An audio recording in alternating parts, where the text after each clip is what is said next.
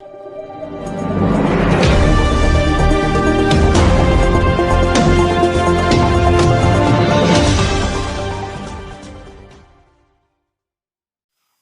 ጤና ይስጥልኝ። የተወደዳችሁና የተከበራችሁ ክብራትና ክብራን አድማጭ ተመልካቾች በእያላችሁበት የዓለም ጥግ ሁሉ ሰላምታ ይድረሳችሁ። አድማጮቻችን፣ ተመልካቾቻችን ለዛሬ ሐሙስ ረፋድ ይመጥናቸዋል ያልኳቸው ነጫጭር የሀገር ቤት መረጃዎችን ማሰማችኋለሁ። በቅድሚያ አርዕስቶቹን ዛሬ እንደሚታወቀው ሐሙስ ነው። ፓርላማ ስብሰባ ነበር። እንግዲህ ጠቅላይ ሚኒስትር አብይ አህመድ ለፓርላማ ቀርቦ ከህዝብ ተወካዮች ምክር ቤት የሚቀርብላቸውን ጥያቄ ይመልሳሉ ተብሎ ተጠብቆ ነበር። እንግዲህ በዚሁ መሰረት ሌላው እንደምታውቁት የዝንጀሮ ስብስብ ነው ብለን ገልጸናቸዋል። አንዳንድ ቁልፍ ጥያቄ የጠየቁት እንደነ ዶክተር ደሳለኝ ጫኔ የፓርላማ ድምቀት ሆኖ ውሏል። አብይ አህመድንም ያበሳጩ በርካታ ጥያቄዎችንም ያነሱበት ሁኔታ ነው ያለው። አማራ ክልል የተለያዩ ቦታዎች ላይ ውጊያ ተደርጓል። በጣም በሚገርም ሁኔታ እንግዲህ በአዳራሽ ላይም የቦምብ ጥቃት የደረሰበት ሁኔታ ነው ያለው። በዛሬው ዕለት እንግዲህ በፓርላማ የተነሱት ጥያቄዎች ጦርነትን በተመለከተ ዶክተር ደሳለኝ ጫኔ በርካታ ጥያቄዎችን አንስቷል። በጦርነት የተገደሉትንም ንጹሃን ገልጿል። ዶክተር ደሳለኝ ጫኔ ጋዜጠኞች ታፍነዋል፣ የህልውና እስረኞች አንስቷል። 182 በቁጥር ይደርሳሉ፣ ለበርካታ ጊዜ በእስር ላይ ይገኛሉ ብሏል። ዶክተር ደሳለኝ ጫኔ የህወሓት ጦር መሪዎች ሲፈቱ መንግስትን የተቹት አማራ በመሆናቸው ታስሮ ይገኛሉ ብሏል። ዶክተር ደሳለኝ ጫኔ እንግዲህ በርካታ ጉዳዮችን አንስቷል። በአማራ ህዝብ ላይ የተፈጸመውን የዘር ማጥፋት ጠቅላይ ሚኒስትሩም እነዚህን ጥያቄዎች እንግዲህ ጠቅላይ ሚኒስትሩ ማጣጣል ያለባቸው ብለዋል። የኦሮሚያና የአማራ ክልል ጦርነት የሚቆምበትን የጠየቁበት ሁኔታ ነው ያለው ዶክተር ደሳለኝ ጫኔ። ሌላው በዲፕሎማሲ በኩል የባህር በር ጉዳይ ተነስቷል። ምን ተሰርተዋል ተብሎ ተጠይቋል። ዶክተር ደሳለኝ ጫኔ እንግዲህ ከበርካታ ጉዳዮችን እንግዲህ አንስቷል። የብልጽግና የውዳሴ ድምፅ ብቻ ነው እንጂ መስማት የሚፈልገው የሰቆቃ ድምፆችን መስማት አይፈልጉም ያለበት አብይ አህመድን በጣም በሚገርም ሁኔታ ያበሳጫቸው ንግግሮች ሆኖ ተመዝግቧል። በሌላ መረጃ ብርጌደር ጀነራል ምግቤ ኃይሌ የምዕራብ ግንባር አዛዥ በቅርብ ጊዜ አዲስ ነገር ይኖራል ብሏል። የራያ ጉዳይ በሽማግሌ ያልቃል ብሏል። ለእያንዳንዱ ሽማግሌዎች 100,000 ብር ተመድቦላቸዋል። ምን የተባለው ራያ ሙሉ ለሙሉ እስከምናጠናቅቅ መከላከያን ማታለል አለብን ብሏል። እንግዲህ ጀነራል ምግቤ ራያና ቆቦ አቅራቢያ ማንጃሎ አራዶን በተባለ አካባቢ የደፈጣ ጥቃት ተፈጽሟል። በደረሰው የደፈጣ ጥቃትም ጉዳት ደርሷል። ሌላው ባህር ዳር አቅራቢያ ገርጨጭ ሜጫ ከባድ ውጊያ ተደርጓል። ቋራ ውጊያ አለ። በተመሳሳይ ደጋዳሞት ውጊያ መኖሩ ተሰምቷል። ከሌሊቱ 9 ሰዓት ጀምሮ ነው እንግዲህ ውጊያ የተጀመረው ተብሏል። ሌላው ጃዊ 4 አርሶ አደሮች በመንግስት ወታደሮች ተገሏል። በህዝብ ተቋማት ላይም ዝርፊያ ተፈጽሟል የተባለው በጃዊ ወሎ ሀብሮ ኡርጌሳ የባንክ ገንዘብ አውጥተው ወደ መርሳ ወስዷል። ትላንትና በነበረው ውጊያ ምክንያት ነው እነዚህ የብር ባንኮች ተነስተው ወደ መርሳ የሄደው ተብሏል። እንግዲህ ሌላው ሽንፋ ከተማ እንግዲህ በጣም የሚገርም አደጋ ደርሷል። ሽንፋ ከተማ መከላከያ እና የብልጽግና አመራሮች በአዳራሽ ውስጥ ስብሰባ ላይ እያሉ የተፈጸመው የቦምብ ጥቃት በርካታ ሰው መቁሰሉ ተሰምቷል። በርካቶች ሆስፒታል ገብቷል፣ ሌሎች ሞቷል። 86 የቆሰሉ ሲሆን 40 ህይወታቸው አልፏል። ይሄንን የቦምብ ጥቃት እንግዲህ ያደረሰው የመከላከያ አባል ነው ተብሏል። 2 ተከታታይ ቦምቦችን በስብሰባ አዳራሽ ላይ ጥለው ነው እንግዲህ ከፍተኛ ድንጋጤም ፈጥሯል። ይሄ እርስ በራሳችን እየተከዳደልን ነው እስከ ማለት ደረጃ ደርሷል። እጅግ በጣም አደገኛ የሆነ ስራ ተሰርቷል። እንግዲህ ሽንፋ ላይ ጠቅላይ ሚኒስትሩ ሪፖርቱ ደርሷቸው በፓርላማ ስብሰባ ላይ ዶክተር ደሳለኝ ጫኔን ይሄንን እንዴት አላወገዝክም የሚልም የተነሳበት ሁኔታ ነው ያለው። ቀጥታ ድምፁን አሰማቸዋለሁ። በሌላ መረጃ በጎንደር ሎዛ ማርያም አቅራቢያ በደረሰው ውጊያ ጉዳት ደርሷል። ደቡብ ጎንደር ዋንዛዬ ፍልውሃ በአድማ ብተና ካምፕ ላይ በደረሰው ጥቃት ጉዳት መድረሱ ተሰምቷል። ማክሰኝት በትላንትናው ዕለት ውጊያ 15 የፖሊስ አባላት ተጎድቷል። ፖሊስ አዛዥም ሆስፒታል መግባቱ ተሰምቷል። አዲስ ዘመን ጸደ ምንዝሮ ጉዳት ደርሷል። የአማራ ፋኖ አንድነትና የአማራ ፋኖ ጎንደር እዝ የጋራ ሆኖ ያደረጉት ውጊያ ነው። ማክሰኝት በመከላከያ ካምፕ ላይ በደረሰው ጥቃት ጉዳት መድረሱ ተሰምቷል። ማክሰኝት የፖሊስ አዛዥም ቆስሎ ሆስፒታል መግባቱ ተሰምቷል።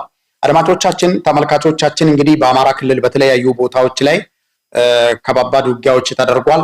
ከዚህ ውጊያ ጋር ተያይዞ በርካታ ጉዳትም ደርሷል። በአዳራሽ ላይም የቦምብ ጥቃት ተፈጽሟል። የመከላከያ አባል ነው ይህንን ቦምብ ጥቃት የፈጸመው። ይህንን ያደረገበት ዋና ትልቁ ምክንያት በአማራ ሕዝብ ላይ የሚደርሰውን ኢሰብአዊ ድርጊትን ተቃውሞ ነው ተብሏል። ትልቅ መነጋገሪያ ሆኖ ቀጥሏል። እንግዲህ ዛሬ እንግዲህ በፓርላማ ቀርቦ መልስ የሰጡት ጠቅላይ ሚኒስትር አብይ አህመድ በተበሳጨ ሁኔታ ነው እንግዲህ ዶክተር ደሳለኝ ጫኔ ያነሷቸው ጥያቄዎችን እስኪ እንሰማለን። የዶክተር ደሳለኝ ጫኔን ምንድን ነው ጥያቄ ያነሱት የሚለውን እስኪ ለመስማት እንሞክር። እናመሰግናለን። በመቀጠል የተከበሩ ዶክተር ደሳለኝ ጫኔ። አመሰግናለሁ። የተከበሩ አፈ ጉባኤ፣ ክቡር ጠቅላይ ሚኒስትሩንም ለጊዜያቸው ማመስገን እፈልጋለሁ። ጥያቄን እንደሚከተለው በንባብ አቀርባለሁ። ሀገራችን ዛሬ ያጋጠሟት ውስብስብ ችግሮች፣ ተግዳሮቶችና ስጋቶች ፖለቲካ ወለድ ሲሆኑ መፍትሄያቸውም ፖለቲካዊ እንጂ የጠመንጃ አፈሙዝ ሊሆን አይገባም። በድህነት አዙሪት ውስጥ የኖረች ሀገር ባለፉት 7 የብልጽግና አገዛዝ ዓመታት ደግሞ በእንቅርት ላይ ጆሮ ደግፍ እንዲሉ ለከፋ የጸጥታና የደህንነት ቀውስ አዙሪት ሳይክል ኦፍ ሴኪሪቲ ክራይሲስ እንዲሁም ማባሪያ የሌላቸው አውዳሚ የእርስ በርስ ጦርነቶች ውስጥ አስገስቷታል። ኢህአዴግ አምባገነናዊ ልማታዊ አገዛዝ ነበር። ወደ ብልጽግና ያደረገው መለወጥ ወይም ሜታሞርፊስ ደግሞ የሙሉ ጊዜ ጦረኛና እልቂት ጠማቂ አገዛዝ እንዲሆን አድርጎታል። በመደማመጥና ሰጥቶ መቀበል መርህ ላይ ተመስርተን ሀገራዊ ልዩነቶችን በማጥበብ ሁሉን አካታች ወደሆነ ማህበረሰባዊ መግባባትና ፖለቲካዊ ስምምነት ወይም ፖለቲካል ሴትልመንት ከማምራት ይልቅ ብልጽግና ፓርቲ በሚከተለው ጠቅላይ አገዛዝ ወይም ቶታሊታሪያን ሊደርሽፕ ምክንያት ሰላም ከራቀን ከራራ ባለፉት 6 ዓመታት በኦሮሚያ፣ በትግራይ፣ አማራና አፋር ዛሬ ድረስ ደግሞ በአማራና በኦሮሚያ ክልሎች በቀጠለው ጦርነት የድሃ አርሶ አደርና ከተሜው ልጆች በሁሉም በኩል እንደ ቅጠል እየረገፉ ነው። ማቆሚያ በጣም ካላቸው የእርስ በርስ ጦርነቶች በትሪሊየን የሚቆጠር የሀገር ሀብት ንብረት እየወደመ እንደሆነ የጠቅላይ ሚኒስትሩ የኢኮኖሚ አማካሪ ቡድን በሰራው ኢኮኖሚ ዋይድ ኤስቲሜሽን ኦፍ ዘ ኖርዘርን ኢትዮጵያን ዋር ዳሜጅ የሚል ጥናት በአንድ ዓለም አቀፍ ኮንፈረንስ ላይ ቀርቦ የሰሜን ኢትዮጵያ የጦርነት ያደረሰው ጉዳት ግምቱ 32 ቢሊዮን ዶላር እንደሚጠጋ ተተምኗል። እንዲሁም የዓለም ባንክ በ2022 ኢትዮጵያ ዳሜጅ ኤንድ ኒድስ አሰስመንት ብሎ ባወጣው ሪፖርት በሰሜን ኢትዮጵያ ጦርነት የደረሰው ጉዳት ግምት 28 ቢሊዮን ዶላር ያደርሰዋል። አማካይ ግምቱ 30 ቢሊዮን ዶላር ነው ማለት ነው። ባለፉት 6 ዓመታት እስከ ዛሬ ድረስ ደግሞ በአማራ፣ በኦሮሚያ፣ በቤንሻንጉል ጉሙዝ፣ በደቡብ ጋምቤላ፣ አፋርና ሶማሌ ክልሎች እየተካሄዱ ያሉ ጦርነቶችና የእርስ በርስ ግጭቶች የጉዳት ግምት ከሰሜኑ ጦርነት ጋር እኩል አድርገን 30 ቢሊዮን ዶላር ምሁራዊ ግምት ብንወስድ ጠቅላላ ግምቱ ወደ 60 ቢሊዮን ዶላር ወይም በሰሜኑ የባንክ ምንዛሬ በ130 ብር ሲሰላ 7.8 ትሪሊየን ብር ገደማ። በዘንድሮ በጀት ልክ ቢሰላ ደግሞ በቀጣይ 8 ዓመታት የሀገራችን በጀት የሚሆን ሀብትና ንብረት በጦርነቶችና ግጭቶች አውድመን እንዲሁም በሚሊዮን የሚቆጠሩ ወጣቶችን ጭድ አድርገን ዛሬ የጦርነት ነጋሪት እየጎሰምን ቀጥለናል። የዚህ እርስ በርስ መጠፋፋት ጉዞ ውጤትም የተባበሩት መንግስታት የልማት ፕሮግራም ባወጣው የ2024 ግሎባል መልታይ ዳይሜንሽናል ፖቨርቲ ኢንዴክስ ፖቨርቲ አሚድ ኮንፍሊክት ሪፖርት እንዳመላከተው 72 በመቶ ወይም 86 ሚሊዮን ኢትዮጵያውያን በድህነት እንደሚኖሩ ይፋ አድርጓል። የውጭ ምንዛሬ ለውጡንና የኮሪደር ስራ ተያይዞ መኖሪያና የንግድ ቤታቸው የፈረሰባቸው በመቶ ሺዎች የሚቆጠሩ ችግር ላይ የወደቁ ዜጎችም አሉ። ከቅርብ ጊዜ ወዲህ ደግሞ እንኳን ከኑሮ መሰረታቸው የተነጠሉት ይቅርና ስራ ሰርተው በላባቸው የሚኖሩ ኢትዮጵያውያን ጭምር የኑሮ ውድነቱን መቋቋምና ልጆቻቸውን ማሳደግ ተስኗቸዋል። በዚህ የድህነት ምጣኔና የኑሮ ውድነት ላይ የተጨመረው የጦርነት አዙሪት ለሀገራችን ከፍተኛ ብሔራዊ የደህንነት አደጋ አዝሏል የሚል ስጋት አለ። በሰብአዊ መብቶች ጥበቃ ረገድ የተባበሩት መንግስታት ድርጅት የሰብአዊ መብት ኮሚሽን በኢትዮጵያ ላይ በቅርቡ ባወጣው አፕዴት ኦን ዘ ሂውማን ራይትስ ሲቹዌሽን ኢን ኢትዮጵያ ጁን 2024 ሪፖርት በሀገራችን እየደረሰ ያለውን ከፍተኛ ሰብአዊ መብት ጥሰት በዝርዝር አቅርቧል።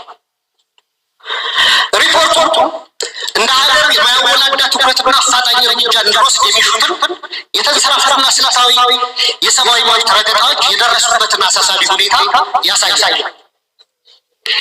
በሪፖርቱ የተካተቱ ጉዳዮች ልብ የሚሰብሩና በጣም አሳሳቢ ናቸው። ለምሳሌ በፈረንጆቹ 2023 ብቻ በተፈጸሙ 594 የመብት ጥሰቶች በትንሹ 8253 ተጎጂዎች ተመዝግበዋል።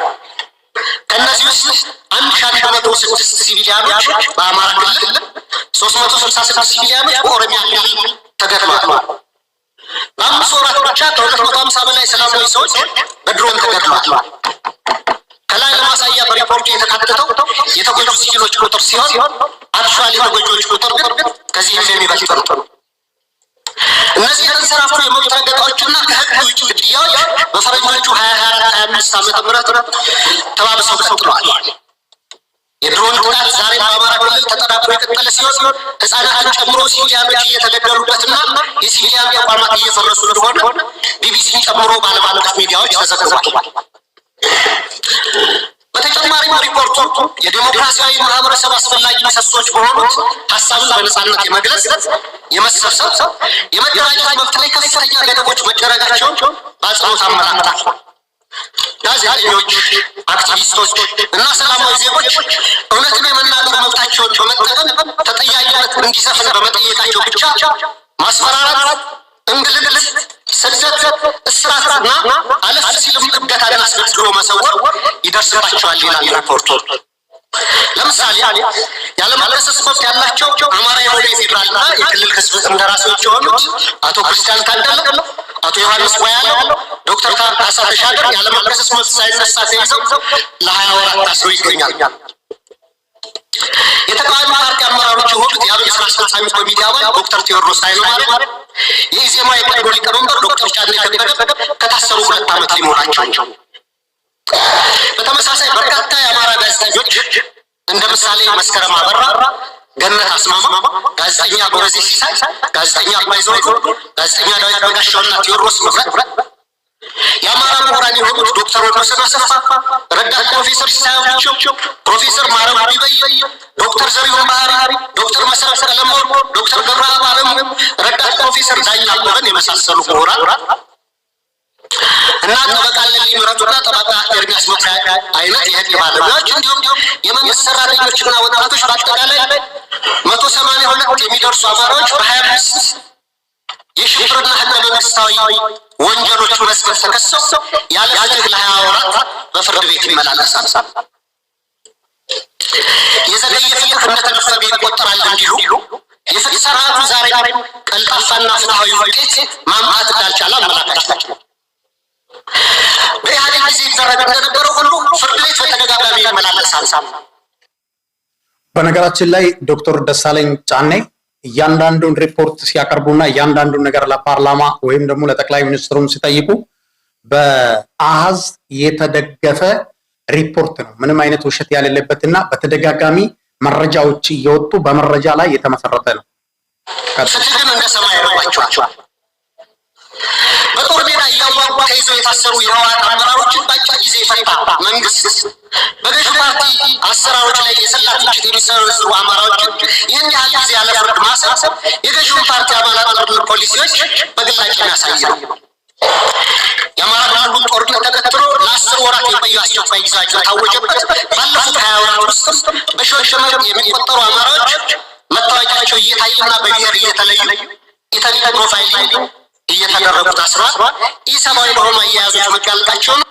እዚህ ላይም እንግዲህ ዶክተሩ ያነሱት ነገር ቢኖር ምንድን ነው እና አቦይ ስብሃት ነጋን የህወሓት መስራችና ኢትዮጵያን ለማጥፋት እንዲሁም የሀገሪቱን ብሔራዊ ጦር አለ የተባለውን ሰሜን ዕዝ በተኛበት ያስጨፈጨፉት እና ጦርነት ያወጁት የፈታው ብልጽግና ትችት ያነሱትን የአማራ ተወላጆችን በአማራነታቸው ብቻ አስሯል ነው የሚለው። መንግስታዊ የመብቶች ተቋም የሰበኩና ዓለም አቀፍ ድርጅቶች ጭምር ገልጸውታል። የአስቸኳይ ጊዜ አዋጅ ከተጠናቀቀ በኋላ ባለፈው ወር በመዲናችን እስከተካሄደው የአፍሪካ መሪዎች ጉባኤ ድረስ የአማራ ልጆች ጅምላ እስር አልቆመም። የተባበሩት መንግስታት ድርጅት የሰብአዊ መብቶች ኮሚሽን ባወጣው ሪፖርት ውስጥ የተካተቱ አብዛኛዎቹ የመብት ጥሰቶች መንግስታዊ ተቋም በሆነ የኢትዮጵያ ሰብአዊ መብቶች 2016 ሪፖርት በምርመራ ጭምር የተረጋገጡ ናቸው።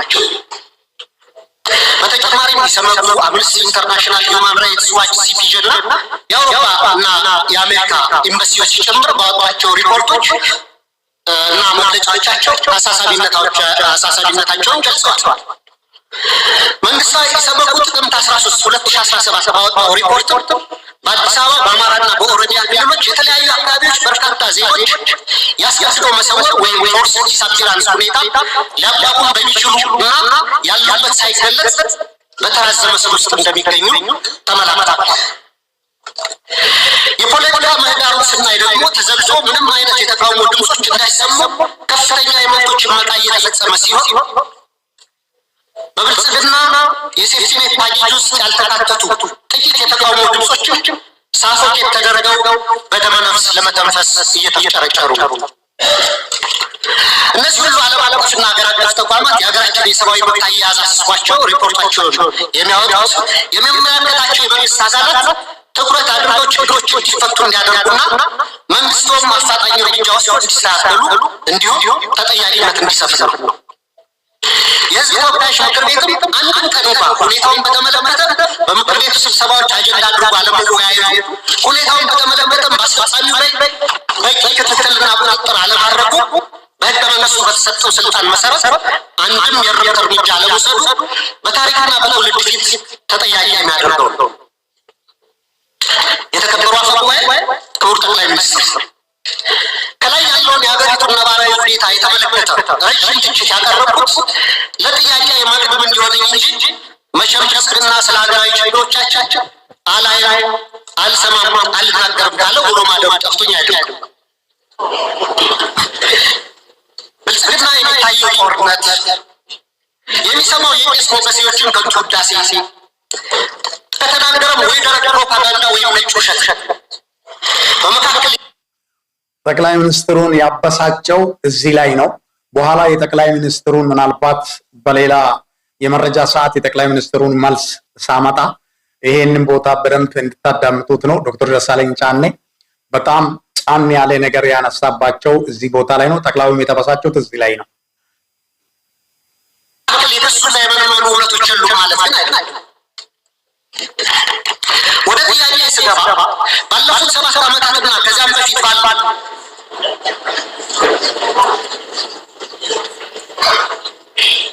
10 ዓመታት በኢትዮጵያ ውስጥ በተለይም በአማራ፣ በኦሮሚያ፣ በአፋር፣ በትግራይ፣ በደቡብ፣ በቤንሻንጉል ጉሙዝ፣ በጋምቤላና በሌሎችም አካባቢዎች ለተፈጸሙ ሰፊ የሰብአዊ መብት ጥሰቶች ግሮስ ሂውማን ራይትስ ቫዮሌሽንስ፣ በሰብአዊ መብት ላይ ለተፈጸሙ ወንጀሎች ክራይም አጌንስት ሂውማኒቲ፣ የጦር ወንጀሎች እንዲሁም የዘር ማሳሳትና የዘር ማጥፋት ወንጀሎች መፈጸማቸውን መንግስቱ እውቅና የማይሰጠውና ኃላፊነት የማይወስደው እንዲሁም ገለልተኛ ዓለም አቀፍ ምርመራዎች እንዲካሄድ የሚደረጉ ጥሪዎችን የሚያጣጥለው ለምንድን ነው?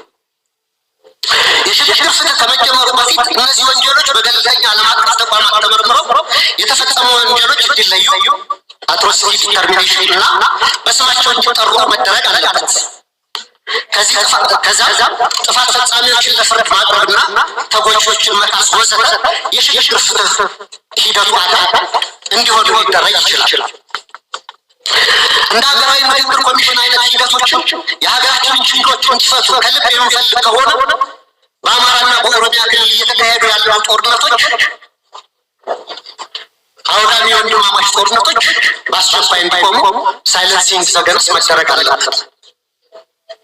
የሰሜኑ ጦርነት እንዲቆም ያደረገው ዋነኛው አካል የፌዴራል መንግስቱ ሲሆን አሁንም በተለያዩ የሀገሪቱ አካባቢዎች ያሉ ጦርነቶችን የማስቆም ተቀዳሚ ኃላፊነቱ የሞራልና የታሪክ ተጠያቂነት የሚወድቀው በፌዴራል መንግስቱ ላይ ነው። መንግስታዊ ያልሆኑ ተፋላሚዎች ኃላፊነታቸው በሁለተኛ ደረጃ የሚታይ ዘመናዊ የሀገራችን ታሪክ ብናይ እንኳን ለመቶ ዓመታት የፖለቲካ ችግሮቻችን በጠመንጃ አፈሙዝ ለመፍታት የሄድንበትና ዛሬም የቀጠልንበት መንገድ የዓለም ጭራ የሌሎች ሀገራት መሳቂያና መሳለቂያ ያደረገ ችግር ሲሆን ከዚህ የግጭትና የጦርነት አዙሪት በአስቸኳይ ካልወጣን እንደ ሀገር ለመቀጠል የምንችልበት ምንም ማስተማመኛ የለም። በዚህ ረገድ መንግስት ዋነኛ ኃላፊነት ይኖርበት እንጂ የአማራ ፋኖ ኃይሎችና የኦሮሞ ነጻነት ሰራዊት ጦርነቶችን ለማስቆምና የሚታገሉላቸው ዓላማዎች በሰላማዊ መንገድ እንዲመለሱ ማድረግ የሚቻልባቸውን እድሎች ሁሉ አሟጠው እንዲመለከቱ ለሰላም ለሚደረጉ ሀገራዊ ሆነ ዓለም አቀፋዊ ጥሪዎችና ጥረቶች መሳካት የድርሻቸውን እንዲወጡ በወከለኝ የባህር ዳር ከተማ ህዝብ በመላ ኢትዮጵያና በራሴ ስም ጥሪ ማቅረብ እፈልጋለሁ። በጣም አመሰግናለሁ። ክቡራትና ክቡራን አድማጭ ተመልካቾቻችን እንግዲህ የዶክተር ደሳለኝ ጫኔን ጥያቄና ማብራሪያዎችና የጠየቁትን ያቀረብኩበት ዋናው ትልቁ ምክንያት በኋላ ተቆራርጦ ተቀጣጥሎ እንዳይመጣ በትክክል እንድትሰሙትና የጠቅላይ ሚኒስትሩን መልስ በሚቀጥሉት ፕሮግራም ይዤላችሁ መጣለሁ። ቻናሉን ሰብስክራይብ እያደረጋችሁ ፕሮግራሙን እንድትከታተሉ በአክብሮት እጠይቃለሁ።